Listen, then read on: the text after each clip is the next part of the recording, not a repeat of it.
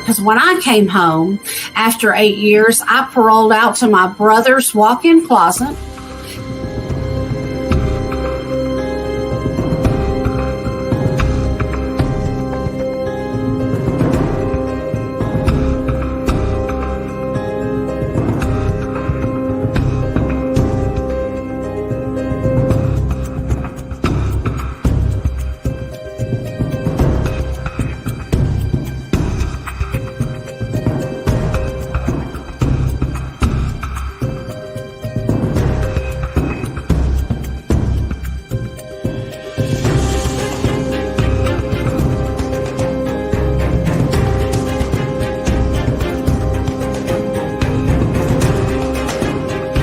I still got 3 years of parole left.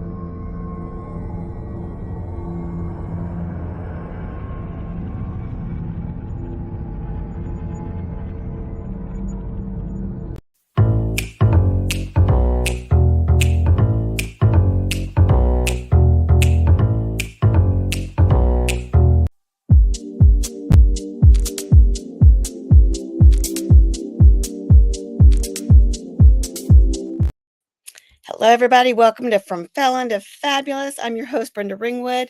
Izzy's out tonight. Terrence is busy, but you got me stuck with just me. And today we have, man, her story is fantastic. So I met her through Jawanda Rollins, Dr. Real Talk in Virginia, part of her network. And then I got to meet her in person just, maybe the end of February, first part of March in Virginia when I was out there doing a Safe in His Arms conference. She's a powerful speaker. So for those of you looking for a speaker, you might want to check her out. So I'm going to bring up Dr. Jacquelin Maxwell. Hey, Jackie. Well, hey, Brenda, how are you? I am wonderful. Welcome to the show. And I didn't tell them what you did yet, so I'm going to kind of let you fill them in on your history. Oh, thank you. And thank you so much for this opportunity, Brenda. This is fabulous. Fabulous. There's the key word right there. That's right, because people can change. That's right. Absolutely. Absolutely. So I am Dr. Jacquelin Maxwell, and I am the founder and CEO of Jack Lavelle Coaching and Consulting Group. But I think what Brenda is talking about is my longevity with corrections. And yes. And so I'll just give a little bit so we can continue to talk. But after many years of working out in the real world, as I would call it, I went into another real world, and I started working in corrections in Virginia. And as time went on, I became the director of the substance abuse therapeutic community. And that was a tremendous learning experience. And that's one of those words we use in TC, learning experiences. But without a doubt, it was life changing for many men, many women, and even adolescents. And, Yes.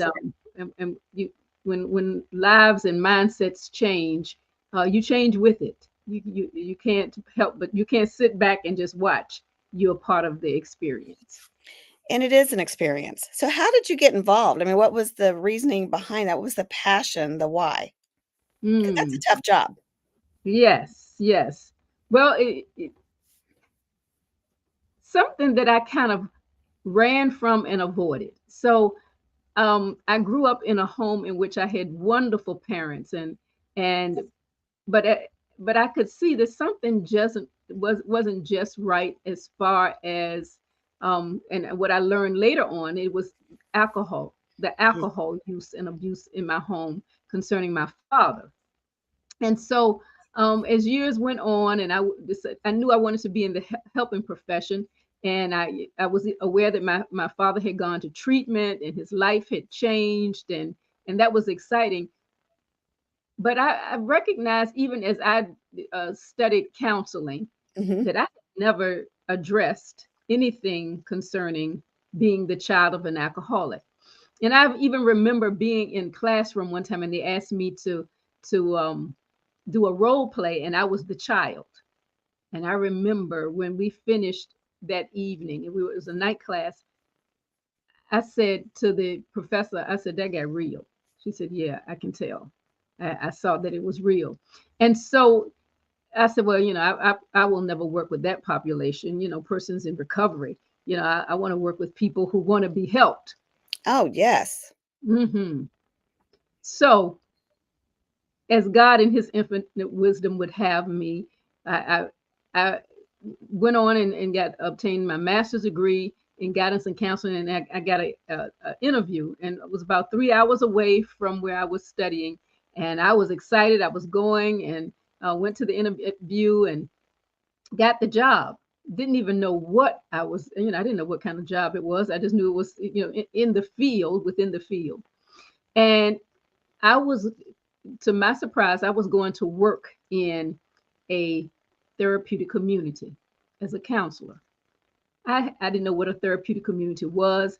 I hadn't studied anything about anything. I hadn't even studied about substance abuse because, as I said, Brenda, I was kind of running from myself, so to speak, Right. Mhm. avoiding my issues by not addressing them, but I was going to help somebody else. And I think that's another show. Okay. There's some Uh, truth in that. There's some truth in yeah. that. Mm. Mhm. And so, and so as I started actually, you talk about on the job training, that's what it was. But I was on the job growing. I really was Mm. growing and developing and maturing.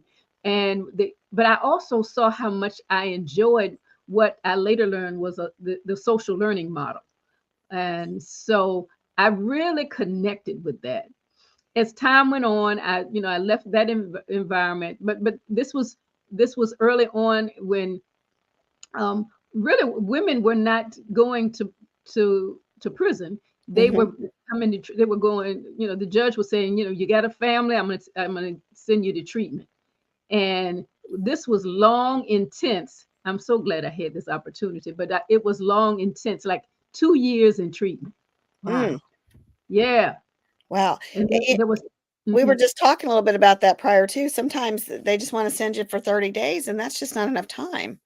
And I've seen a exactly. lot of women, when I was incarcerated, I, of course, was with women, not with the men, that Mhm, really were just addicts that could have maybe not even really been in prison.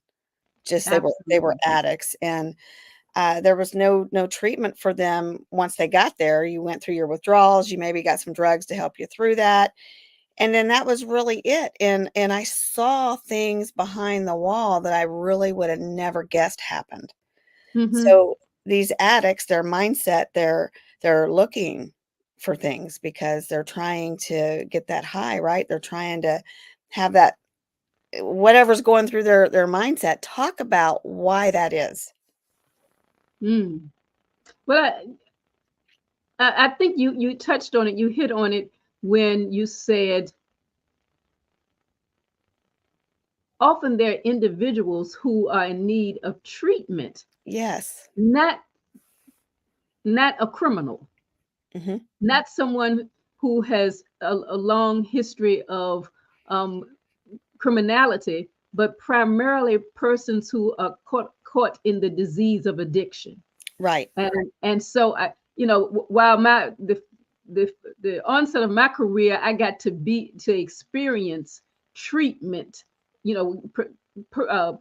a treatment provider for persons who needed treatment. And what was said to me, and this aligns with what you're talking about, is in a few years, you won't be able to find this kind of treatment on the streets. Wow. Like, really? Now that was almost prophetic. It was like, and then who was my supervisor as well as the manager of this therapeutic community, he said, you won't be able to find this length of treatment, 18, 24 months in treatment, not on the street, but inside of prisons. Right. And so Brenda, my immediate response as a 20-some-year-old woman, I said, well, you won't have to worry about me. I ain't going to a prison. And you never know. 30 years later, yeah, that's where I was. And so now let's clarify that she was not in prison. She was working in prison. That's right. I was working in prison. And I think, as you said, so what happens with that mindset, or what's really going on? There are times in which I saw over and over and over, I saw women, I saw men, and saw adolescents who really needed treatment, not necessarily the experience. Now, had they done something wrong, or had they made some poor choices and had to pay, there were repercussions because of that. Yes. Right. Absolutely. Yes. But I'm just not so sure that years and years of prison is the answer. Right. And let me tell you, I saw a lot. You still get drugs in prison. And if you don't get the actual drugs who are being brought in from people on the outside through the mail, through other guards, through the suppliers, through whatever, you're creating your own by taking other people's drugs. I've seen them cheek their drugs in the pill line, spit them out, sell them to people who were addicts. They crush them up. They either take them all or they snort them. I've seen it. The things that they make for that little tiny satisfaction. Right. And I'd never witnessed that. I'd witnessed addicts, I've witnessed drunks, I've witnessed people who were high, but I had never witnessed what goes through their mind, because I'm thinking, why would you do that? And it really is something that they can't control. Right. We're talking about addiction. Yes. That drug-seeking behavior does not just end when you get incarcerated. That's right. That's right. We're talking about the disease of addiction. Okay, let's change it up. Let's say you love sweets. That you just want, you love cookies and pie and dessert after lunch, something good and sweet. You're talking my language. Right. And the reason why I know about it, because that I can identify. And I think this is key here, in that as I continue to work around and understand the disease of addiction, I realized, I'm going to go back to what I first started talking about. I realized that was my place of comfort. I realized that that's what I sought. You know how we'll say something like this, Brenda, I sure could use me something good to eat. Yes. Or we use the language of, just some comfort food, some mac and cheese, or some chili, or, anything that's soothing and calming. And typically is something that's going to, I'm thinking, help me to feel better. So when we don't want to feel, we suppress it. We use something, some chemical, and for me in this case it was sugar. Yeah. And so even when we are trying to eat healthy, and I've seen this happen for myself, there were triggers that caused me to continue to seek after the sugar. That's right. I mean, it might have been sugar-free chewing gum, Brenda, but it was still sweet. Triggered. That's right. Mm-hmm. Yes. And you were that's still looking for that satisfaction. You're still looking for that satisfaction. Because if you haven't learned how to deal with those feelings and those emotions, and only to suppress them, to stuff them, to avoid talking about them, then it becomes really, that becomes your focus in everything you do. And and then as we talk about, as you talk about different types of drugs and all that, it changes. But without a doubt, I had that opportunity to have that experience of working with individuals in a treatment environment, and then going inside and then taking treatment inside of the prison. And so taking therapeutic community inside of the prison. Yeah, that was major. What's the worst thing you saw? The worst thing. I would say what challenged me the most is working with someone for years, depending on their sentence, and seeing them return in a few months. Yeah. You want so much more for them. Right. I see, and I would have never, ever, ever supported this before I went in, because prisons are there for a reason. Those people need to be there. Some of them never need to come out. And although I still agree that some of them never need to come out, I still saw the real person when I was in there, and they're people just like you and I, and I was one of them, but they're still people, and their mindset matters, and they still have families, and they're going to be coming out one day. The majority of the folks that are in there are not going to be there forever. Right. And we're putting them in there. They're addicted. They're coming in cold turkey. They don't know anybody. They're being ripped out from everything that they know, their family. They have no money. Things take time to get through the systems, even if you have family putting money on it. What was that challenge when somebody was first coming down off of their drugs? Did you see them then, or did you see them after? Yeah, I really didn't see them then. They typically had that intake experience. And so the work that I did was usually the back end. It was when they were coming out. Right. So the last 18 to 24 months of their sentencing. And so, and that was strategic in that we did not want to provide that level of treatment and then return them to general population. Yes. Where they wouldn't have the same type of support. That would have been a setup. So, so it was more towards the back end in preparation for returning to society.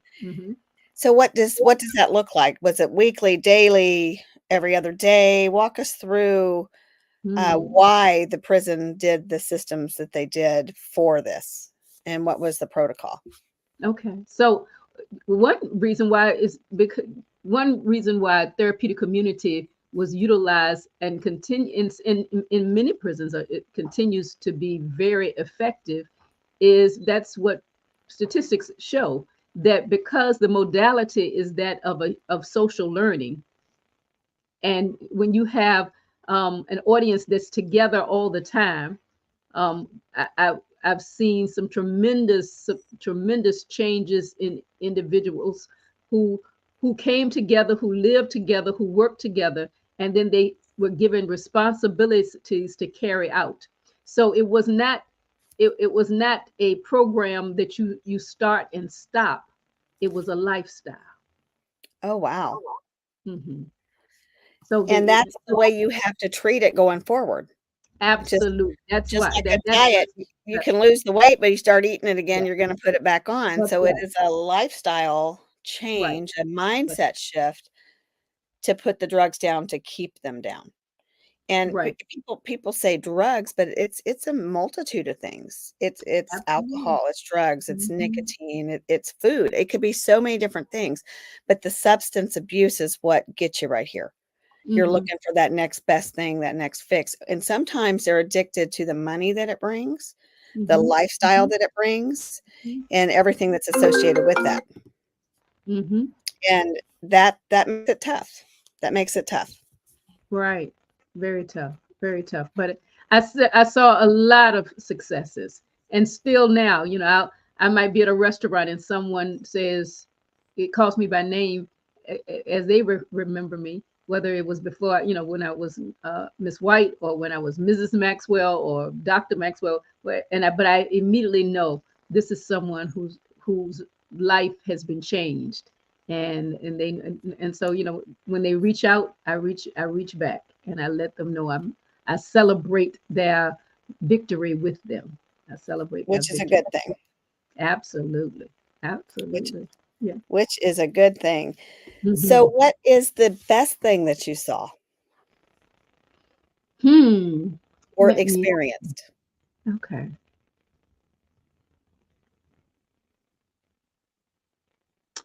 Gosh, several things come to my mind, but I think one thing that sticks out for me that was difficult, but there was hope and some celebration, and that was when we started to be able to do more family reunification. Oh, see, people don't even think about that. It should be the top of their list. Right. So when we Yes. were able to help families to learn about the addiction, and when families were able to see that this was not just about punishment, that loved one had been given a sentence, but now this is to provide them some hope, and to provide the individual in custody some support, but also to provide the families some support. And Absolutely. yeah, I think that when I saw corrections being willing and desiring to make that connection, and seeing the need, that was exciting for me. I was so glad to be a part of that experience, because I often saw, whether it was young children or older children, but uh, family members who had been torn by the disease of addiction, and torn by years of trying to seek help for their loved one.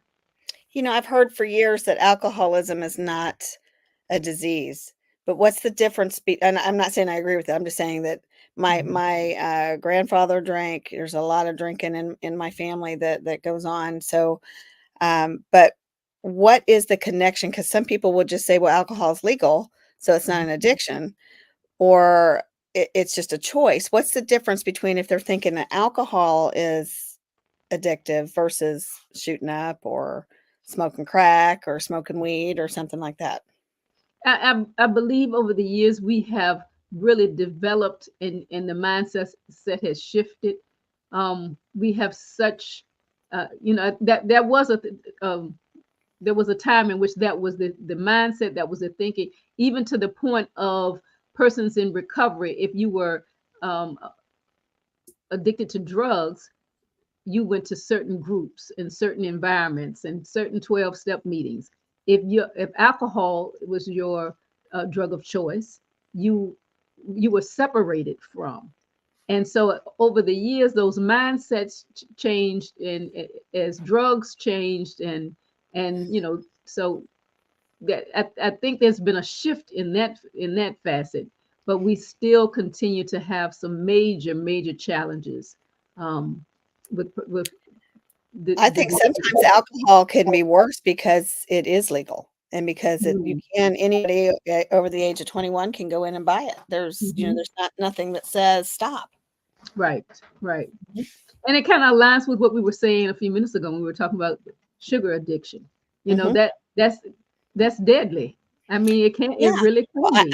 I can't do the hard stuff, so let me go do the legal stuff, which turns into more and more and more, and it puts you right down on that rabbit hole. Right. It's not. I don't think it's something you can ever do in moderation.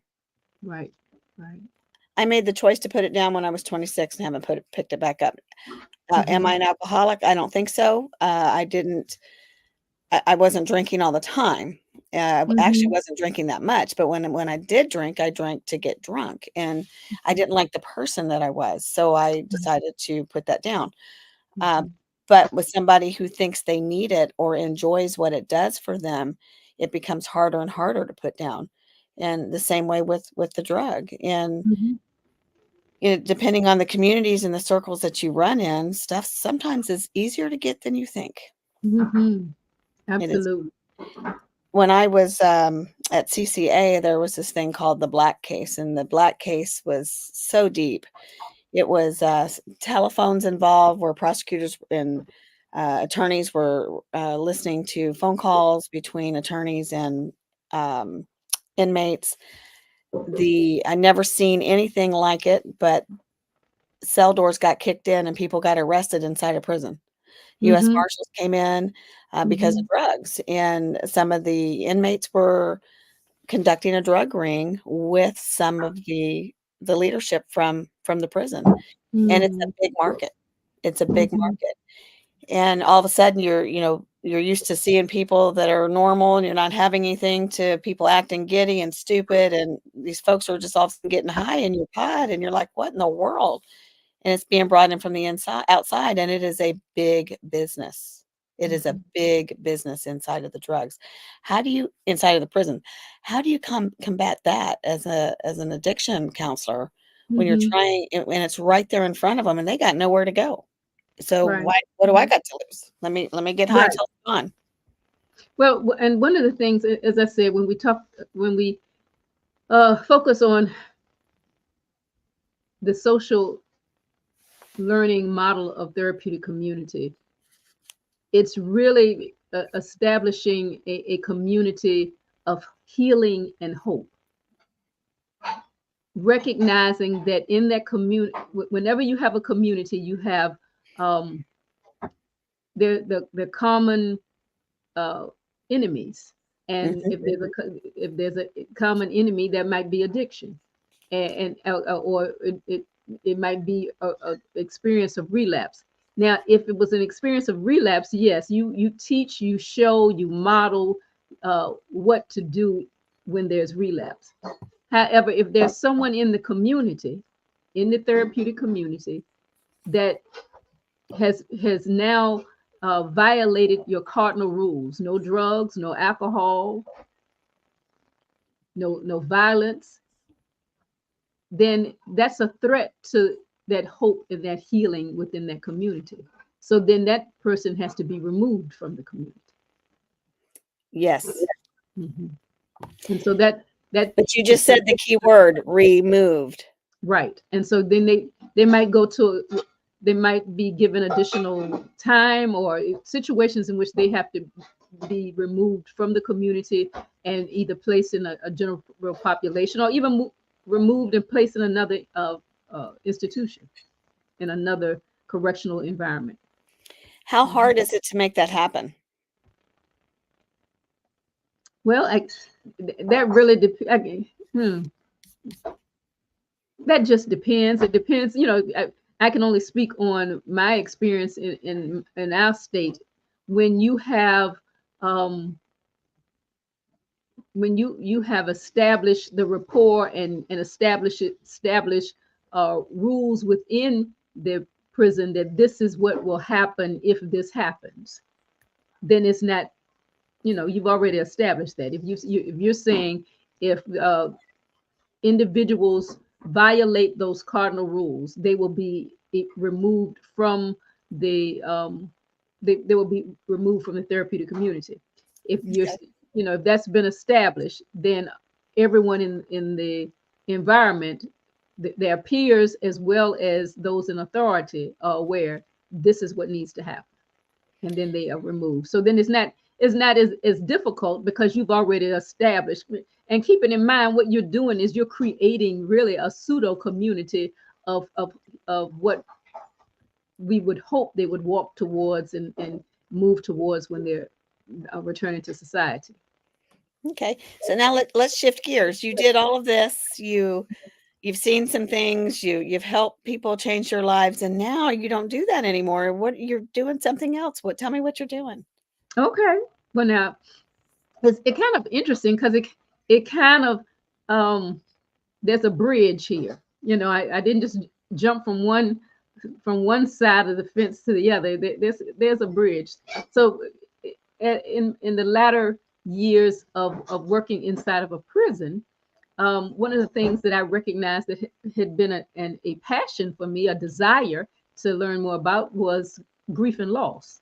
And so I said, okay, but I remember when I remember back 20 some years before, when that same gentleman said, well, you're not going to be able to find intense treatment like this on the streets. It's going to be in the prison. He also said to me, he said, so you have an interest in grief and loss? And I said, yes. He said, that aligns with addiction.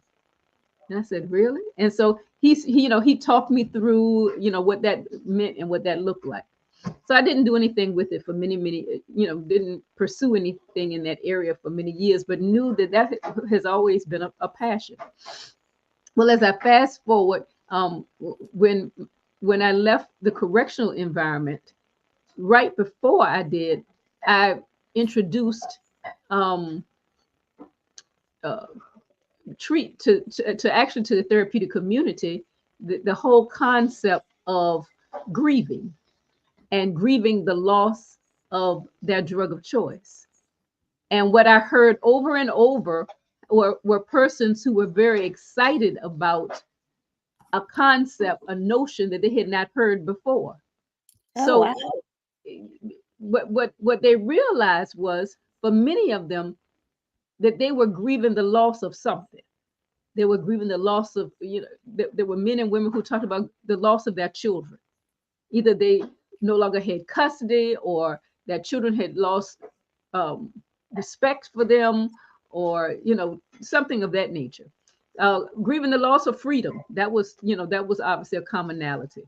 Then there were those who talked about losses that they had experienced because of death.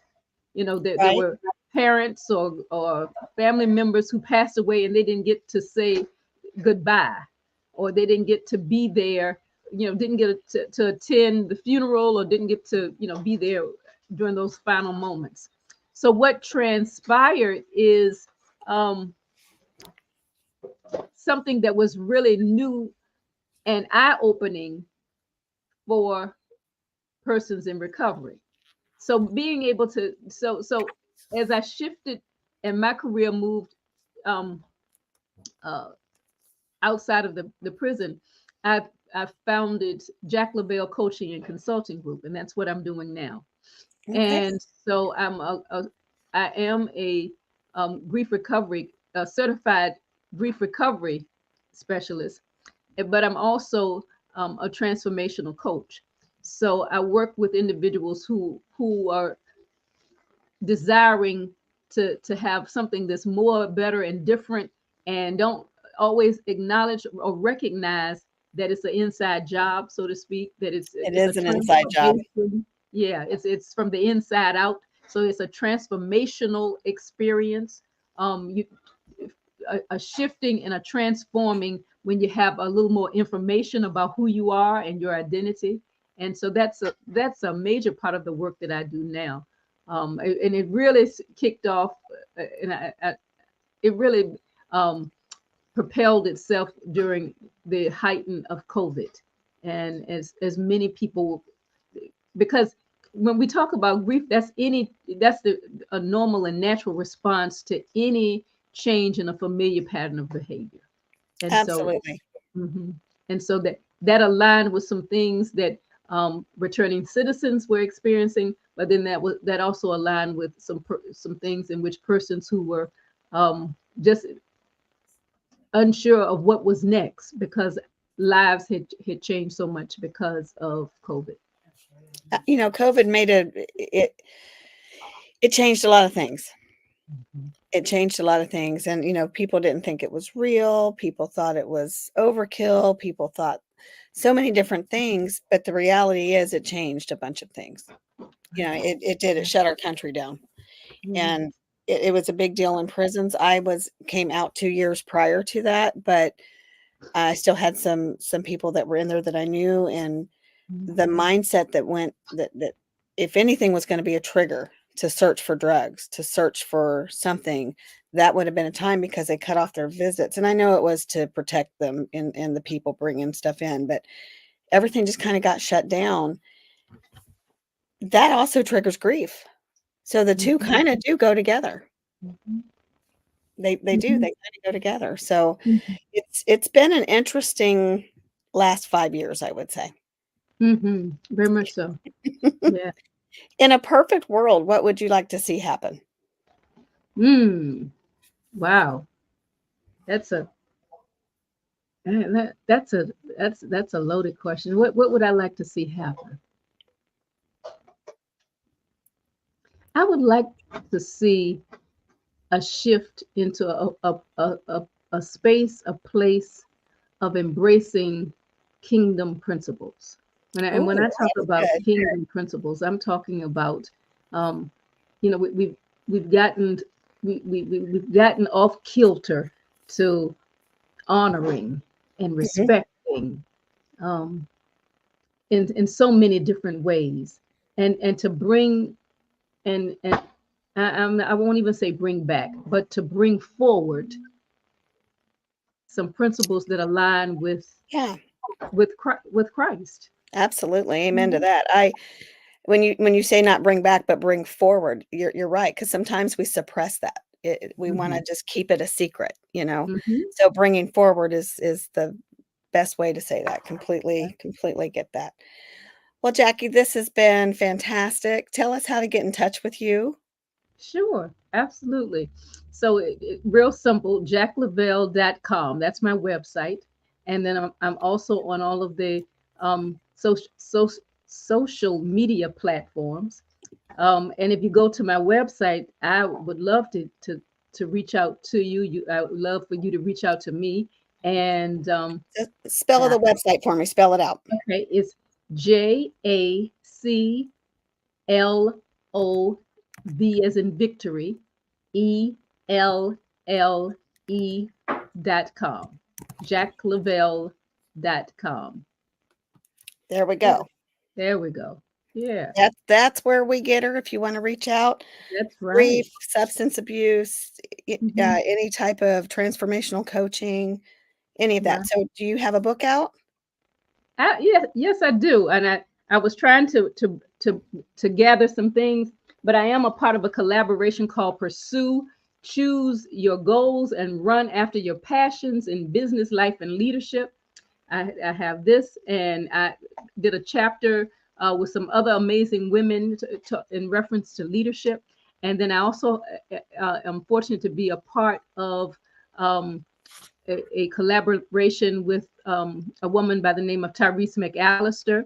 Her daughter was killed at the hands of gun violence. And so she recognized there was a need for a children's book, Is My Lollipop in Heaven? She reached out to me and said, listen, I need a guide. I need a handbook. I need a guidebook to go along with that children's book. And so what God gave me was too hard to bite, but not too hard to lick. And it provides support for any adult who is wanting to know, how do I help my children who are grieving? And so that's a good one. So all of my material can be found on jacklavelle.com. And I also and Brenda, I hadn't told you this, but I also have a boutique, and I have greeting cards. I have all kinds of and they're all handmade and created by a beautiful lady that loves the Lord, and so you have to go onto the website so you can learn more. But Absolutely. because I know there's a lot of healing in writing, the power of the pen, and so that's why those I thought those greeting cards, a lot of them a blank card, so that gives you an opportunity for self-expression. That sounds amazing. Thank you, Yeah. Jackie. Stay All tuned right. for more encouraging guests and watch some of these commercials. We have a huge event coming up where Kevin Harrington's coming to Kansas City in September. Go on over to comechangeyourlife.com for that. If you want more episodes, go on to our From Felon to Fabulous YouTube or from felontofabulous.com. We've got some stuff coming up that's getting ready to shock you. So thanks for watching, guys.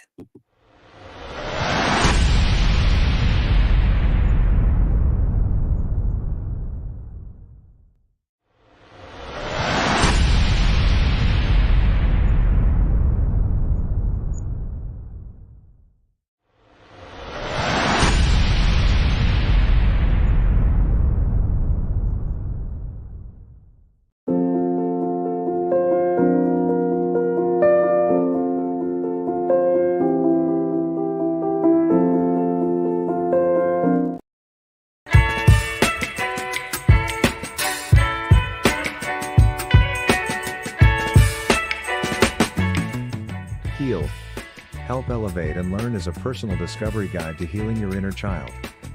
This book has been years in the making, and Saucony recently realized that introducing you to yourself would not be complete without the introduction to your inner child.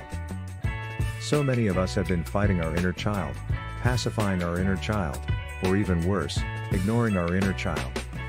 Saucony wants to walk you through the process of making peace with your inner child to help you develop into a person who can thrive in any environment, and then teach others to do the same. Pre-order Heal, and get the audiobook version free.